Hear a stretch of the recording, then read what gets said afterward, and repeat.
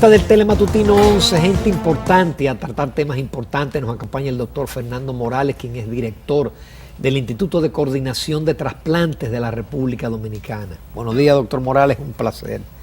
Bueno, realmente, Ramón, yo les agradezco a ti, a Jacqueline, a Telematutino 11. Hay muchas preguntas en relación al INCOR. Lo primero es, doctor, ¿ya hay gente que dona sus órganos en vida?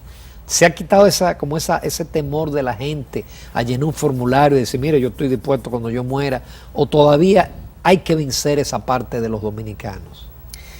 Mira, Ramón, nosotros tenemos en el INCOR, en la hoja web nuestra, ustedes entran ahí, Google, San Google, ¿no? Y por ahí entran INCOR RD y ahí sale la hoja nuestra del INCOR. Y hay una tarjeta que usted la llena y nosotros se la enviamos. Al principio esa tarjeta iba con mucha timidez, pero realmente ya tenemos más de 1000 dominicanos que han llenado su tarjeta queriendo ser donantes, que se sienten sensibilizados, que han comprendido, quizás conociendo a algún familiar o algún amigo, el sufrimiento de todos esos pacientes que necesitan de un órgano para seguir viviendo y que fallecen en cantidades industriales, desgraciadamente, esperándolo, cuando hay muchas personas que fallecen y que podrían dar vida después de que hayan fallecido, generando una situación de paz a muchas familias que sufren y a los pacientes que lo sufren. Y yo creo que poco a poco vamos ganando espacios. Tú sabes que hemos tenido durante el año 2016 y el 2017 grandes batallas con noticias que distorsionaban un poco todo lo relativo a eso vamos a llegar, doctor. Entonces, bueno, doctor, ese es el gran desafío en que estamos nosotros inmersos. Sí, sin embargo, doctor, yo encuentro humildemente que todavía el número de 1000 dominicanos que están dispuestos a ser donantes sigue siendo una cifra muy tímida para un país de una población de más de 10 millones de habitantes. Pero usted trajo a colación un tema muy importante y Ramón lo acaba de mencionar, son los mitos que existen alrededor de la donación de órganos. Y esto quizá es una de las limitantes por las cuales muchas personas no se animan a hacer esto como algo normal. Usted nos ha traído como una especie de folleto que yo quisiera compartir el contenido que me resulta sumamente interesante para ir despejando algunas dudas importantes que se tienen.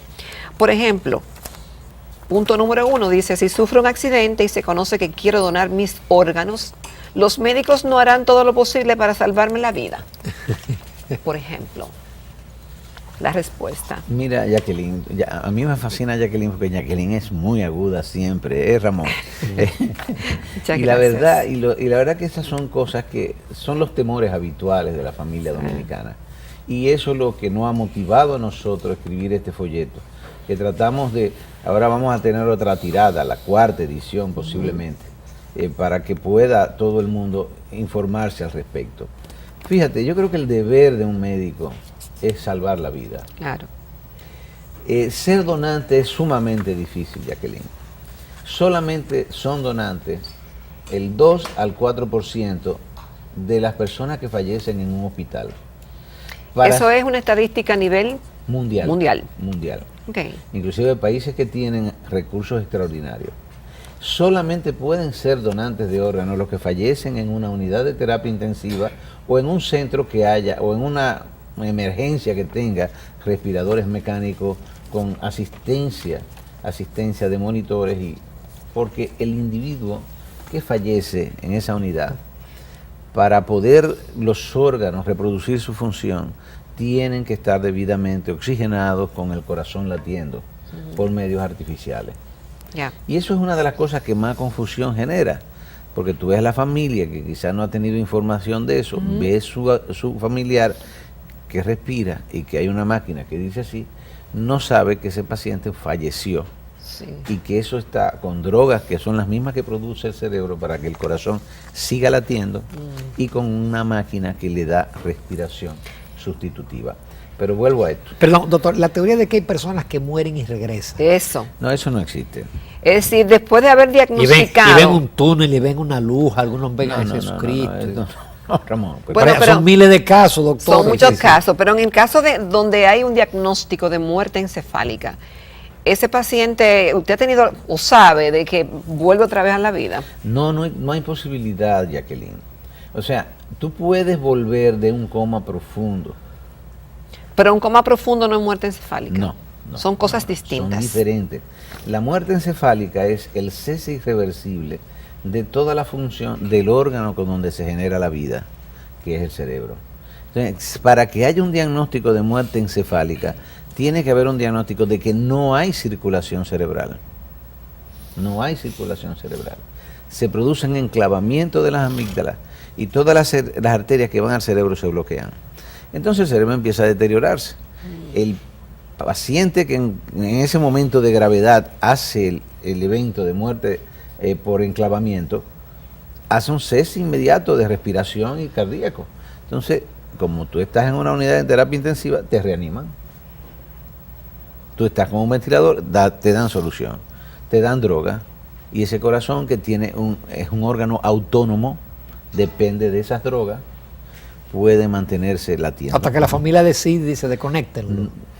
Bueno, puede mantenerse latiendo durante un tiempo relativamente corto, que es el momento donde los coordinadores de trasplante, los intensivistas, se acercan a la familia y dicen, su paciente falleció, esperan que asimilen esta noticia lo más que puedan y luego van a la petición de órganos. Nuestro país es un país... ¿Qué tiempo en medio entre esos dos eventos? Realmente, Jacqueline, no hay un tiempo exacto, pero tú no debes dar las dos noticias, la noticia de la muerte y la noticia de y la solicitud de petición Al mismo tiempo. porque crea efectos compulsivos Sí. reales. Tú tienes que organizar a la familia. De hecho, cuando hay un paciente en coma profundo por un traumatismo, es un paciente, pero el verdadero paciente es la familia que está sufriendo. Imagínate, situémonos nosotros, nuestros hijos en una situación de ese tipo. Nos estamos volviendo locos, Ramón. Ni pensarlo. Pensarlo hace da daño. miedo. No, da miedo, hace daño. Es con esa gente que nos toca trabajar, Jacqueline. Doctor, perdón, pero una pregunta. Si yo he llenado mi documentación y soy donante, como quiera mi familia hay que consultarla. Mira, Ramón, nosotros respetamos profundamente la decisión familiar como primera institución del Estado. Yo le pido, cuando hay periodistas que insisten en que nosotros tenemos que sacar los órganos y firmar, digo, sitúate tú en el momento de eso, que tú seas el papá de un joven o de una joven que fallece, y yo le diga, o vaya el coronel y dice, bueno, yo me voy a llevar los órganos ahora, sin consultar contigo. Eso es imposible. Eso genera una repulsión terrible. Y los países que lo han hecho de forma prácticamente obligatoria han tenido una reversión completa de lo que es la voluntad de donación. Hay que ganarse a la familia, hay que ganarse al pueblo, hay que ganarse a un sector sumamente importante que se comprometa con nosotros a transmitir este mensaje, porque todo, tú y yo, en cualquier momento de la vida, vamos a necesitar un órgano o un familiar nuestro. Y eso es terrible. Y la Doctor, prensa pero- es clave en esto, Ramón. Doctor, pero hoy en día la mayoría de los trasplantes son con órganos de donantes familiares, qué sé yo, caso de riñón, No, la mayoría no, la minoría. La minoría. Sí, la gran minoría. La mayoría es realmente de personas que han fallecido. Para que tú tengas una idea, Ramón, una persona que fallece, un joven que fallece, puede dar 2 riñones, o sea, 2 riñones son 2 pacientes que se van a mejorar, un hígado, un corazón, 2 pulmones, páncreas, intestino. Puede dar más de 20 segmentos de tejido. Pero en caso que quiera la familia Pero por donar supuesto, esa cantidad de por órganos y supuesto. tejidos. Pero la familia tiene que situarse, que cada uno de nosotros vamos a estar en esa línea imprevisible, o en este lugar o en el otro en cualquier momento. Ahora, de la doctor, vida. si eso se da, ¿queda el paciente, el donante desfigurado entonces? No queda desfigurado. No queda desfigurado porque lo que se hace es una incisión tipo quirúrgica. No hay desfiguración. Incluso las córneas, hay prótesis que se introducen en el ojo que quedan perfectos, incluso mejor que cuando está fallecido, porque tú sabes que el ojo se produce un fenómeno de deshidratación y todo eso, y cuando tú le pones una prótesis de un ojo queda mucho mejor que cuando tú no le sacas los ojos. Pero fíjate, nosotros necesitamos 10.000 córneas, Jacqueline. personas que no ven, que no tienen la capacidad de ver porque ese tejidito tan fino que es la córnea está opaco, no permite visualizar. ¿Y qué es lo que tenemos? Nosotros, desgraciadamente, no tenemos un banco de tejido polivalente en el país todavía. Ahora viene en Secanó posiblemente, no en Secanó, en la ciudad sanitaria. ¿Qué es eso, doctor, un banco de Es tejido un banco polivalente? que va a procesar pacientes donantes de tejidos.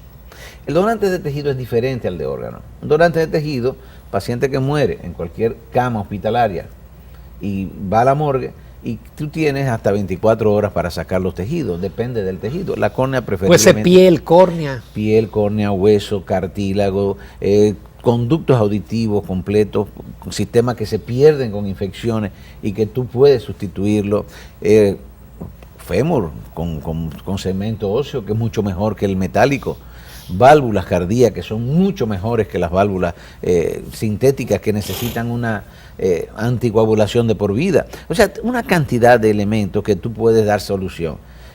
Pero eso se hace en una morgue. Tú haces sacas de la cavidad cardíaca un poco de sangre, haces las pruebas de antitumorales, a las pruebas que determinan que tú no tienes una virosis o una infección que pueda contagiárselo a los futuros donantes.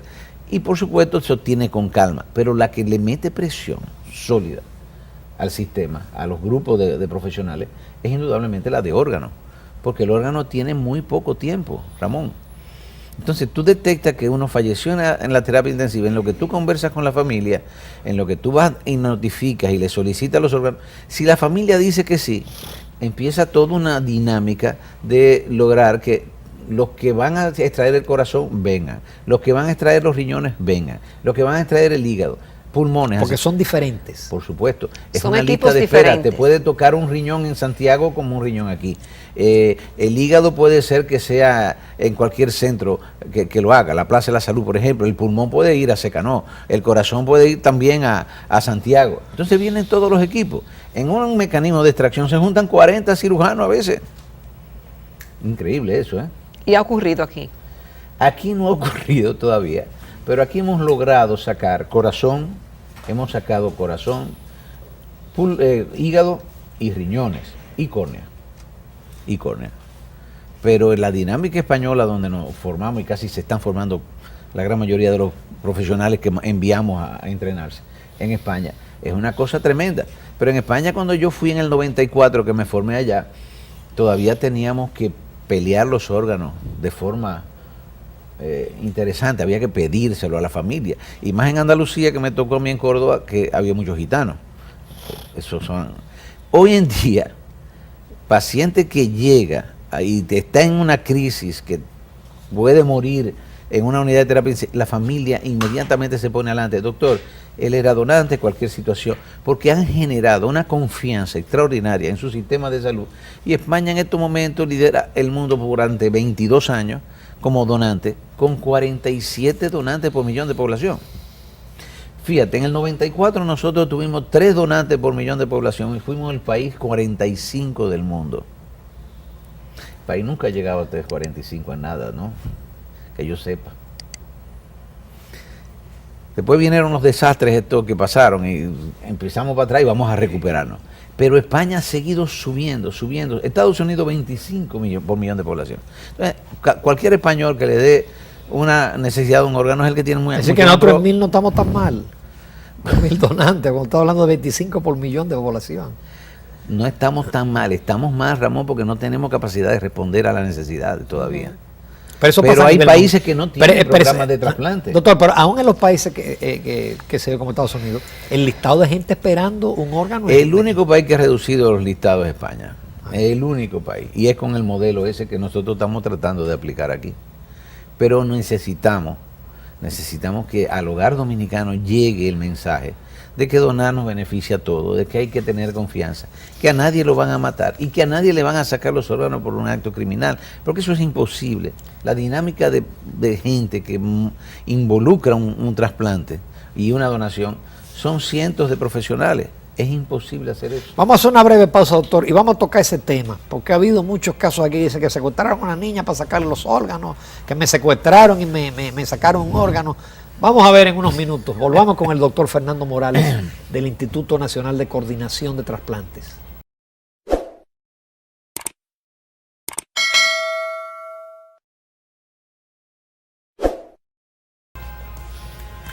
Continuamos en Telematutino 11. Esta mañana estamos conversando con el doctor Fernando Morales, quien es el director del Instituto de Coordinación de Trasplante de la República Dominicana.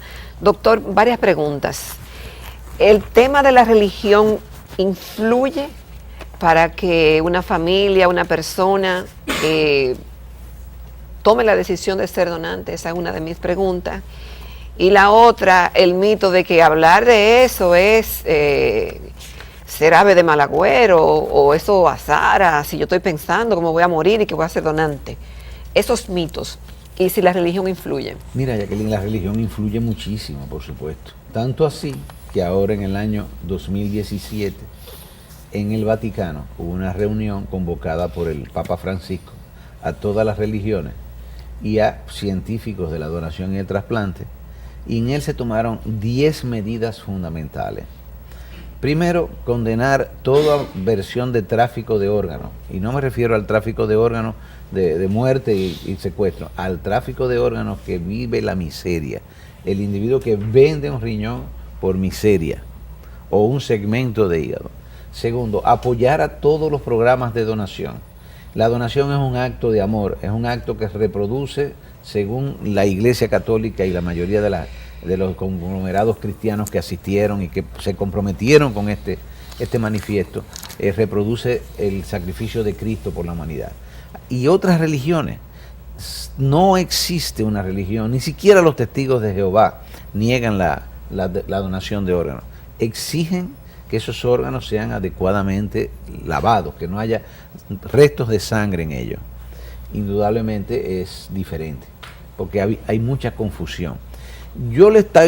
Creo que la Iglesia y las iglesias evangélicas deberían asumir estos compromisos internacionales y difundirlos en el país, porque la feligresía de ellos no lo conocen ciertamente lo que se han comprometido, que es un compromiso por la vida.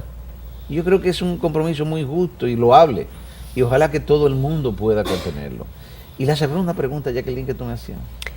La segunda, el hecho de que hablar de la muerte, como que nadie quiere que le hablen de la muerte. Bueno, le digan, mira, si tú te mueres, tú quieres ser donante. Como, óyeme, ¿y para qué habla de eso? Como que ser ave de mal agüero. Eso azara. Con esto nos cuesta hablar de la muerte. Sí. Pero desgraciadamente la muerte es lo más seguro que uno tiene. Todo ser que viva tiene que morir.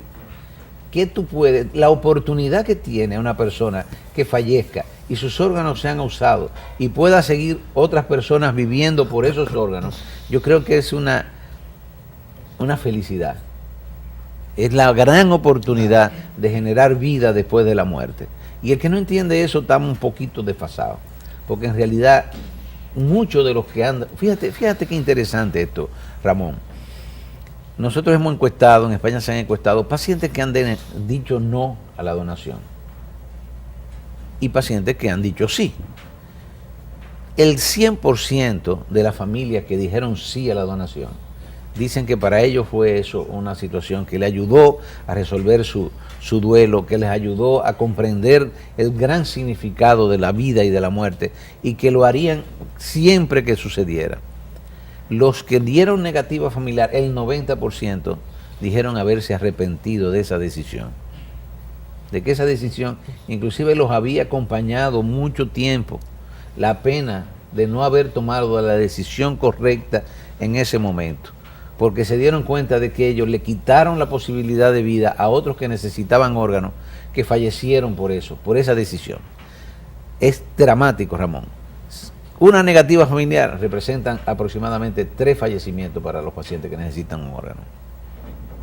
3 fallecimientos, Jacqueline. Situémonos lo que eso significa, porque yo llamo, en todo momento yo digo, bueno, no hacer daño, pero la forma de no hacer daño es yo imaginándome en el espacio, en ese espacio donde yo tengo un familiar que se me está muriendo y una persona por información inadecuada toma la decisión de decir que no. 2 riñones, un corazón, un hígado, pulmones, todo eso. Doctor, usted cuando habló de tráfico de órganos se refiere a personas que por razones de necesidad venden un órgano. Así es. Ahora bien, aquí en el país se ha manejado la especie de que es posible secuestrar a una persona, sacarle los órganos, venderlos. Eso médicamente, científicamente es posible. Ramón, eso no ha sucedido en el mundo entero. No ha habido una sola instrumentación jurídica en ningún país del mundo contra eso, porque es imposible hacerlo.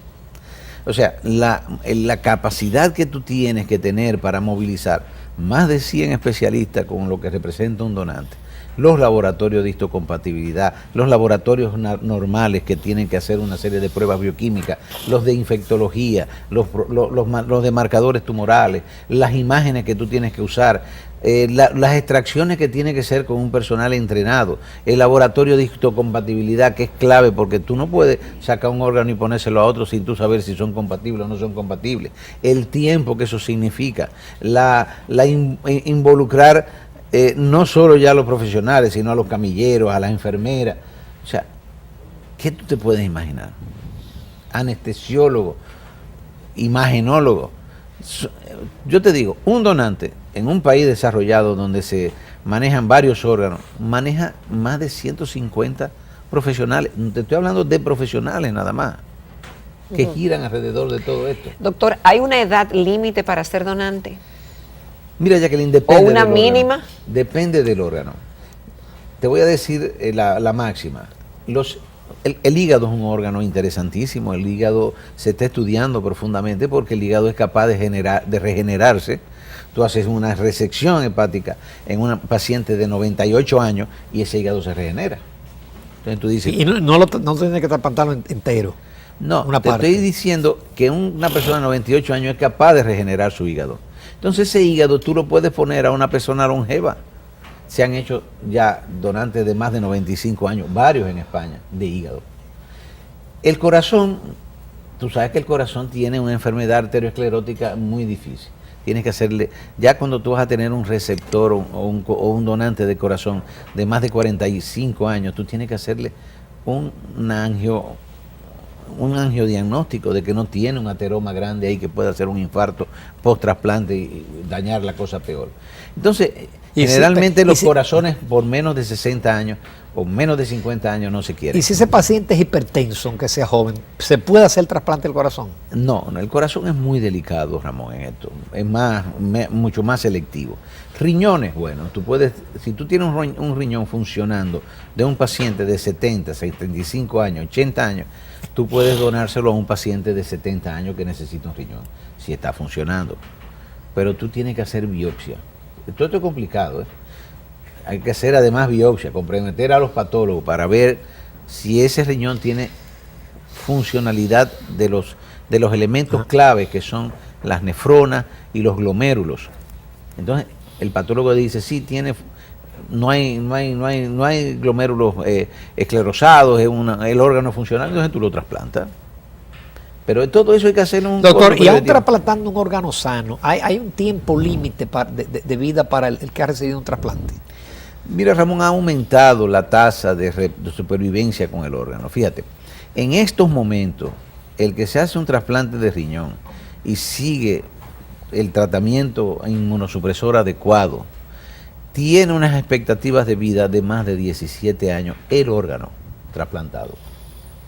El órgano no quiere decir la vida de la persona. No quiere decir la vida de la persona. Porque se puede morir de otra cosa, ¿no? La mayoría de los sí, pacientes... o se le puede enfermar otra vez el órgano. La mayoría de los pacientes que se trasplantan longevos mueren de otra cosa. Porque tú pierdes ese órgano y tienes la oportunidad de hacerte otro trasplante. Pero la situación no es así con los pacientes en diálisis. En el primer año de diálisis, Ramón, un paciente que entró en insuficiencia renal, el 50% muere en el primer año. Por falta de fístulas accesovasculares, por desinformación, por rebeldía con el diagnóstico y el tratamiento. Luego, por año, va muriendo un grupo importante. Cuando tú llegas al cuarto año, apenas sobrevive el 30% de los pacientes urémicos. Sin embargo, tú tienes más de 85% de supervivencia del órgano en los pacientes trasplantados. ¿Cuál es el enemigo fundamental del trasplante? El rechazo. Pero cada día las drogas son mejores y estamos tratando de que el rechazo se ha ido minimizando cada día más. Entonces, el trasplante es el que te lleva a la vida normal. Un paciente en diálisis no puede trabajar, no puede disfrutar con la familia, salir de viaje fácilmente, sus relaciones habituales de matrimonio no las puede tener. Sin embargo, un trasplantado entra por ahí y tú ni te das cuenta. Es un individuo normal completamente. Incluso trasplantado de corazón, profesionales del fútbol, por una miocarditis siguieron jugando fútbol. Wow. Cosas de ese tipo, para que tú tengas una idea. El trasplante te devuelve a la vida completamente. Lo que tú tienes que llevar, un régimen de una serie de inmunosupresores que no puedes ser indisciplinado en este sentido, y por supuesto una vida un poquito más limitada en cuanto a excesos. Doctor, y esos inmunosupresores a su vez no disminuyen, no reducen la capacidad inmunológica del cuerpo y lo hace propensa a otras enfermedades. Es cierto, Ramón. Estoy pensando en el cáncer. No, por mira, ejemplo. Roma, es así, como muy bien lo dice. Todo paciente inmunosuprimido tiene 5 veces más posibilidades de tener cáncer que un paciente normal. Oh. Pero vamos a poner en la balanza Exacto, las ganancias y pérdidas. La balanza crítica. Ya. Yo tengo una insuficiencia cardíaca, una insuficiencia hepática, una insuficiencia pulmonar. Yo voy a morir. Si no me trasplanto, al año y medio yo tengo el 100% fallecido. Okay. 100% fallecido. La única oportunidad que tienen esos pacientes es el trasplante. Los que tienen insuficiencia renal, ya yo te dije, diálisis versus trasplante. Entonces, pero además la diálisis también es inmunosupresora. O sea que el trasplante en estos momentos es, y te lo voy a decir no porque sea trasplantólogo, pero es el gran avance de la medicina del siglo, de finales del siglo XX y lo que va del XXI. El futuro no serán órganos mecánicos. Yo prefiero pensar que en el futuro nosotros podamos dominar la transformación de células madre en células orgánicas específicas, que no se ha podido hacer, desgraciadamente todavía. Pero esa es una gran esperanza. Habrá órganos mecánicos que se funcionarán, pero nunca será lo mismo que tú lograr que células enfermas sean sustituidas por células sanas, por una inyección de células madre, que tú encuentres el componente que estimule esas células a diferenciarse en esas células que tú necesitas que sean sustituidas. Ese es el gran desafío. Doctor, qué buena conversación. Interesante comenzando el año con el doctor Fernando Morales, director del Instituto de Coordinación de Trasplantes. Hemos aprendido muchísimo sobre los trasplantes. Yo creo que si yo no tuviera la edad que tengo, yo me firmara como donante. Puedes ser donante, Ramón, no te preocupes. Gracias, doctor Morales. Muy bien. Muchísimas gracias a todos Muchas ustedes. gracias. por esta Magnífica invitación. entrevista. Gracias. Nos vamos a comerciales, amables televidentes.